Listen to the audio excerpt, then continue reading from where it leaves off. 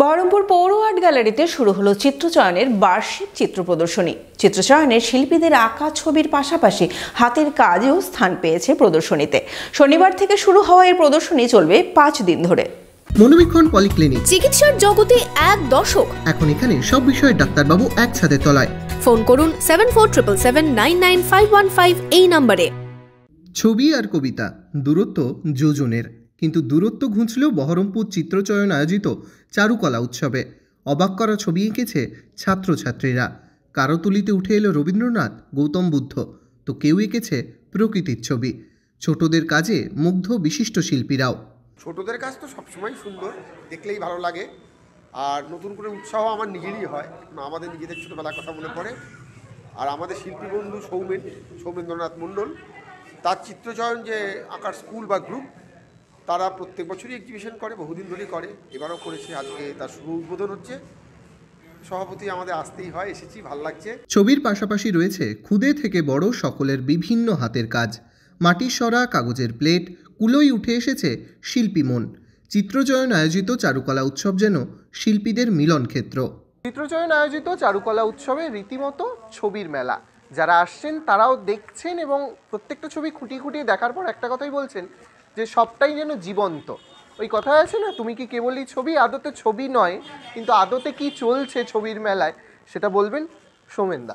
সৌমেনদা, শুনবো একটু, মানে প্রত্যেকটা ছবি এক একটা অসাধারণ। আজকে শুভ সন্ধ্যা। আগত সমস্ত যারা ছবি পাগল, ছবি ভালোবাসার মানুষ, তাদের সকলকে স্বাগত। আমরা এখানে ছবি আঁকার মধ্যে তো বলার বিশেষ কিছু থাকে না। এখানে আসলে ওই দেওয়ালে যা রং তুলির ফসল যেগুলো টাঙানো আছে সেটাই, আর আমার চারপাশে বড় ছোট মিলিয়ে একেবারে শিল্পীদের মেলা। হ্যাঁ, দেওয়ালে তাদের তৈরি সমস্ত সৃজিত শিল্পকর্ম, আর এই মানুষেরাই সব যা কিছু বলছেন। আপনাদের সকলকে আবারও একবার অভিনন্দন জানাই আজকে সন্ধ্যাতে এখানে আসার জন্য। কতজন শিল্পীর ছবি রয়েছে এখানে? এখানে আমাদের কম বেশি 75 জন শিল্পীর শিল্পকর্ম প্রদর্শিত হয়েছে। কতদিন ধরে চলবে? আমাদের আজকে শুরু হলো, এই 6 তারিখ থেকে জানুয়ারি মাসের 10 তারিখ পর্যন্ত চলবে। ম্যাডাম, আমি জানতে চাইবো যে কেমন লাগছে আপনি? আমাদের এখানে আগেরবারও প্রদর্শনী হয়েছিল এবং সেই প্রদর্শনীতে অংশগ্রহণ করে এবং তার জন্য ছবি আঁকা বা এইটার জন্য যেই দীর্ঘদিন ধরে মেতে থাকা, সেই নিয়ে আমাদের মধ্যে প্রচণ্ড উচ্ছ্বাস ছিল এবং আমরা সেটা সবাই খুব আনন্দপূর্ণভাবে করে চলেছি। এবং আমাদের ছবি আপনারা দেখুন, দেখে আপনারা বলুন যে কেমন লাগলো। খুব ভালো লাগছে। এবছর আমাদের দ্বিতীয় বছর প্রদর্শনী।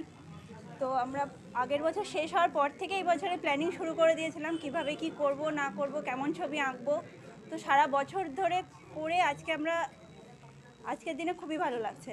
এই যে মনের দিক থেকে আনন্দে থাকার জন্যে এতজন, মানে একেবারে অল্প বয়সীদের সঙ্গে আমরা একটু বেশি বয়সীরা মিশতে পেরে গেছি, এটা একটা বিরাট ব্যাপার। এই যে কবিতার সঙ্গে সঙ্গে তুলির মাধ্যমে মনের আনন্দটা প্রকাশ করা, এটা একটা বিরাট ব্যাপার। কাল থেকে তো পুরো উৎসবের মতো আকার চলছে এখানে।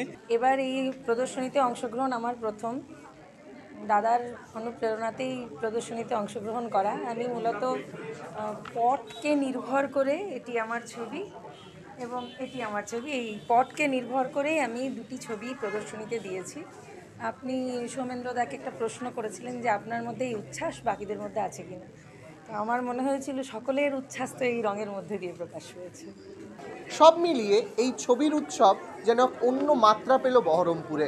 আগামী আরও 4 দিন, অর্থাৎ আজ 6ই জানুয়ারি থেকে 10ই জানুয়ারি পর্যন্ত এই ছবির প্রদর্শনী বা ছবির মেলা, আপনারা যেভাবেই এই জায়গাটাকে দেখুন না কেন, এটা চলতে থাকবে। আপনারাও আসুন এবং ছবির এই বিভিন্ন রকমের বিষয়, ছবির সাথে নিজেকেও কানেক্ট করার চেষ্টা করুন।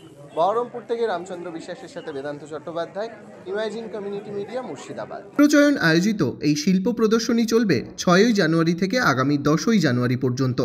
বহরমপুর পৌর আর্ট গ্যালারিতে এই ছবির প্রদর্শনী বা ছবির মেলা দেখতে প্রথম দিনেই ভিড় করেছিলেন বহু মানুষ। আগামী দিনগুলিতে এই প্রদর্শনী দেখতে আমন্ত্রণ জানাচ্ছেন শিল্পীরা।